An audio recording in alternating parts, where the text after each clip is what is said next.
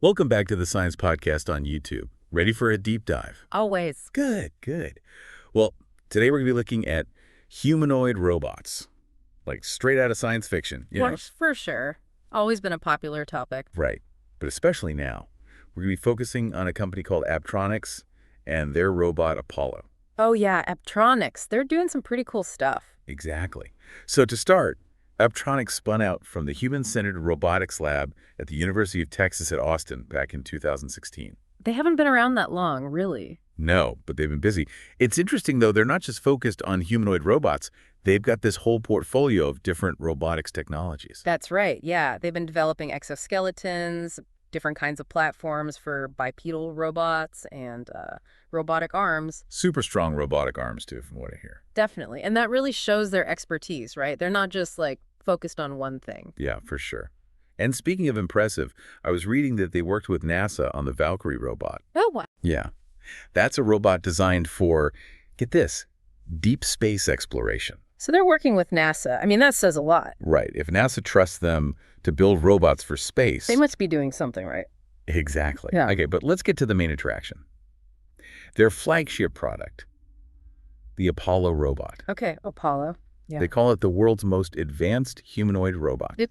Pretty bold claim, I think. It is, yeah. But when you look at their 4 core design principles for Apollo, it's clear that they put some serious thought into it. Definitely. Friendly human interaction, mass manufacturability, high payload capacity, and safety. Those are all super important. Absolutely. Which one of those stood out to you? Well, I think that mass manufacturability one is really interesting because we hear so much about humanoid robots, Right. but actually making them at a scale where people can afford them, Yeah. that's a real challenge. It is a huge challenge. I wonder how Apptronics is going to pull that off. Well, a lot of the traditional humanoid robots, they use these really intricate designs, really expensive components, which makes it hard to make them in large quantities. Apptronics seems to be approaching it a little differently, though. In what way? Well, it seems like they're focusing more on a streamlined design, more efficient manufacturing processes. So it's not just about the tech. It's about making it economically viable. Right. Which makes sense, especially because their CEO, Jeff Cardenas, has said that he wants to make these robots as affordable as cars. Wow. Ambitious. Very ambitious. So I have to ask, how does Apollo stack up to some of the other humanoid robots out there, like Tesla's Optimus, or the ones from Figure? Are they all going for the same market? Well, it's interesting. All 3 companies are working on really impressive tech, but they do seem to be taking slightly different approaches. Like what?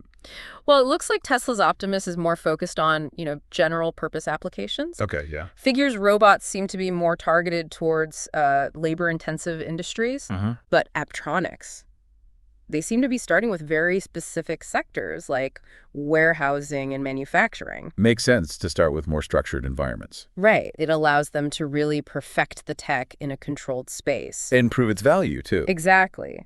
But even with a narrower focus, there's still a ton of competition in those markets. So what is it about Apptronics' technology that has investors so excited? Well, for one thing, they just secured $350 million in Series A funding. Wow, $350 million. That's a lot of money. It's huge. It really shows how much faith investors have in this company. But it's not just the amount, it's also where it's coming from. Oh, right. I mean, the round was led by B Capital and Capital Factory, but Google is also a major investor. Google's in on this. Yeah, that's a big deal. When a giant like Google invests. It's like they're saying, we believe in this. Exactly. And that kind of endorsement that can open doors for Apptronics that go way beyond just funding. So it's not just about the money. It's about the connections, the resources. It's about everything that comes with having Google on your side. And they've got other partnerships too, right? Oh, yeah. Not just NASA, but also NVIDIA. Those AI processing chips, how important are those to Apollo's development? They're essential. I mean, NVIDIA's chips are like the brains of the operation. They provide the power for the robot to learn, to adapt, Right. to make those split-second decisions. It's the hardware and the software. Exactly. All has to work together. And that's what makes Apptronics so interesting. They're not just developing cool tech in isolation. They're building this network. The network of partners. Exactly. Partners and collaborators to help them achieve these goals. It's like they're putting together all the pieces of the puzzle. And it's a fascinating puzzle to watch. So we've been talking a lot about Apptronics and what they're trying to do with Apollo. But it makes you wonder, like, where does this fit in with the whole, robotics and automation scene? Mm-hmm. Are we really on the verge of a robotics revolution? That's the big question, isn't it?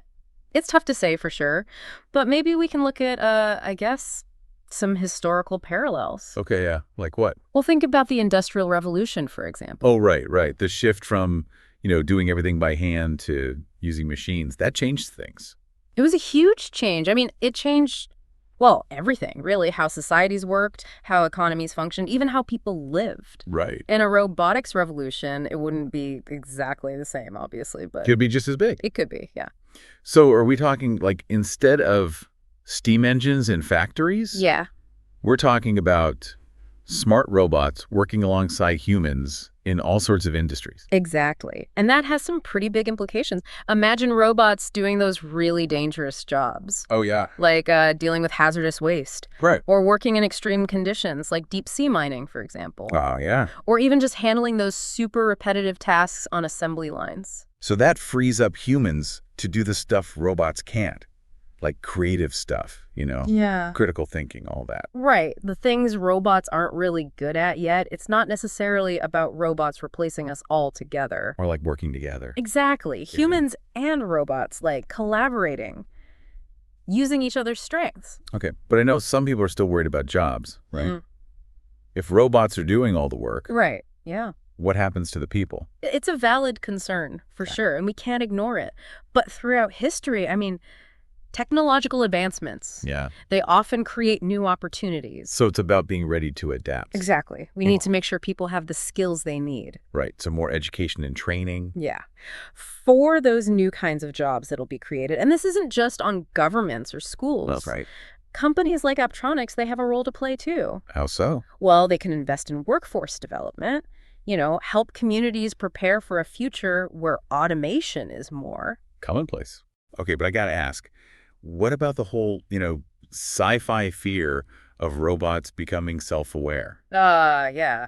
The robot uprising. Exactly. Like, should we be worried about that? Well, I think it's important to remember that what we see in movies Right. isn't really how things are right now. Robots, even ones as advanced as Apollo, they're tools. Tools, yeah. They're programmed to do certain tasks. They don't have, independent thoughts or anything. So no robot overlords anytime soon. Probably not. But there are still ethical considerations. Oh, yeah. We need to think about what happens as robots become more integrated into our lives. Like, what if a robot malfunctions and hurts someone? Right. Or how do we make sure they're used ethically? That there's no bias or discrimination programmed in. Those are some big questions. They are. And to Apptronics' credit, it seems like they're thinking about these things. Well, they are emphasizing safety. Yeah. And they seem to be taking a slow and steady approach to, actually putting robots out in the world. Exactly. That's important. It's about building trust, Sure. showing that these robots can be used safely. So it's about finding that balance, embracing the benefits of robots, but also being aware of the risks. Absolutely. It's a conversation we need to have. And ultimately, the future of robotics, it's not set in stone. It's something we're shaping right now with our choices, our investments, Right. and our willingness to really engage with these issues. It's a responsibility for everyone, not just the tech companies. Exactly. And it brings us back to Apptronics. I mean, they seem to be approaching this in a responsible way, which is good, but, their success, Yeah. it's not just going to depend on the technology. They have to navigate these societal and ethical issues, too. It's not just about building a cool robot. Right. It's about understanding what it means for the world. Which actually leads to another important aspect, the financial side of things. Yes. I mean, developing tech like this, Yeah, it's expensive. it is. We touched on that $350 million funding round, but, Right. What does that actually mean for them? well, obviously it shows that investors believe in them, but it also gives them the resources to really scale up. So it's not just about, like, keeping the lights on. No, it's about growing, expanding research and development, bringing their products to market. But it also raises some questions. Like what? What are their long-term goals? Are they just trying to sell as many robots as possible? Or is there a bigger strategy? It's a good question. And I think understanding how the economics of this, potential robotics revolution work Yeah. is key to understanding where Apptronik fits in. So we were talking about that huge investment Apptronik got, $350 million. It's a lot of money. But what's their plan? Long term. Just sell a bunch of robots. Well, selling robots is definitely part of it, but I think they're aiming for something bigger. Remember their CEO, Jeff Cardenas? He talked about wanting to make Apollo robots as affordable as cars. Yeah, he did.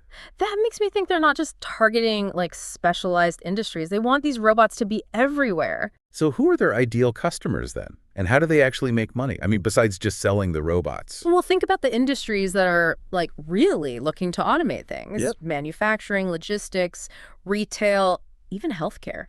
Places where efficiency is key. Right. Those are the kinds of places that could really benefit from robots. So Apptronik could be thinking beyond just selling the hardware. Exactly. Maybe it's service contracts, software updates, maybe even a subscription model.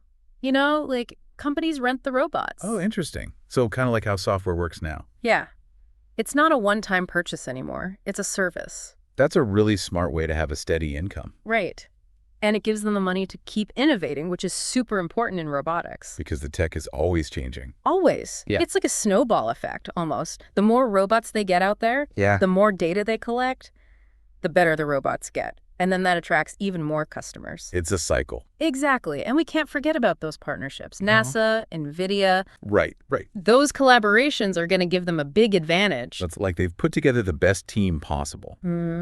But even with all that, there are going to be challenges, right? I mean, trying to become this big player in the robotics world. Oh, for sure. I think one of the biggest hurdles is just, how complicated robotics is. Right. It's not like writing code. No, it's about building physical machines that have to work in the real world. Which is messy. Super messy and unpredictable. Yeah. It's tough to make sure those robots are reliable, safe. Right. That they can adapt to different situations. And people are still kind of wary of robots, too. Oh, yeah, absolutely. Especially in certain areas, like elder care. Right. Or even, like, package delivery. There are ethical issues to think about. And you have to build trust. Exactly. So Apptronik can't just build robots. They have to show people that those robots are safe, that they're being used responsibly. It's like the technology can't just exist on its own. No, it has to fit into society, into the economy. People have to understand the benefits and the risks. So coming back to our original question, are we really on the verge of a robotics revolution? It's still hard to say for sure, but Apptronik is definitely pushing things forward. They're combining incredible tech, smart partnerships, and this really ambitious vision for the future. And I think whether we call it a revolution or not, robots are going to have a big impact in the next few years. And Apptronik is going to be right at the center of it. Most likely, yeah. It's going to be interesting to see what they do next.